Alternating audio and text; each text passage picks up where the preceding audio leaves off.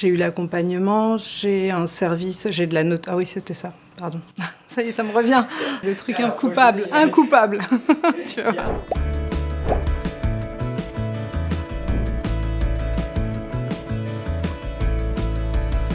J'étais commerçante pendant 10 ans. J'ai revendu mon commerce et des amis m'ont proposé l'immobilier. Donc je suis partie à l'agence La Forêt de Longjumeau. J'ai travaillé avec eux un peu quelques années. J'ai voulu changer d'horizon.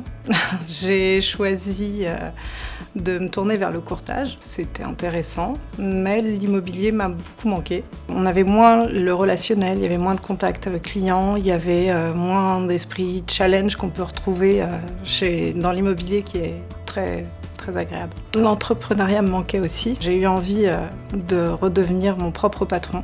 J'ai proposé à un de mes amis de m'associer avec lui. On rencontre le service développement et puis ils écoutent nos attentes, qu'est-ce qu'on souhaite, pourquoi est-ce qu'on souhaite faire ça.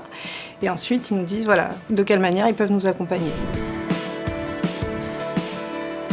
C'était évident, la forêt parce que c'est une très grande enseigne, c'est une enseigne qui est connue, reconnue, qui a beaucoup de notoriété. Ça fait 30 ans qu'elle existe et elle a su s'adapter avec les nouveaux outils qu'on a aujourd'hui de communication. On a une visibilité forte, de plus de 17 millions de visites sur laforêt.com et ça c'est exceptionnel.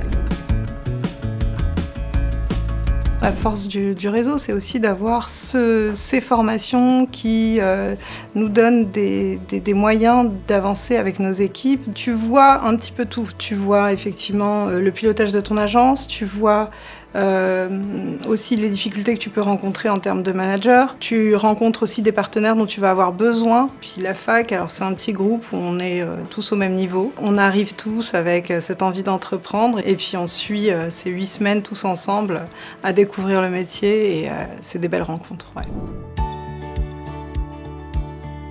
Alors le réseau il m'accompagne beaucoup sur les formations. On va avoir un consultant aussi qui nous accompagne tout au long de notre vie d'entrepreneur. C'est-à-dire que sur le pilotage de l'entreprise, sur les chiffres, sur les challenges, etc. Mettre tout en place de façon à ce qu'on ne soit jamais seul, sans être trop imposant non plus. Alors pour la suite, alors déjà on n'en est qu'au début, c'est-à-dire qu'en fait il faudrait que je consolide déjà tout ce qu'on a pu créer. On a développé la gestion qui n'existait pas dans l'agence qu'on a reprise, donc aujourd'hui c'est de développer un vrai portefeuille de gestion et puis peut-être ouvrir d'autres agences, j'aimerais bien.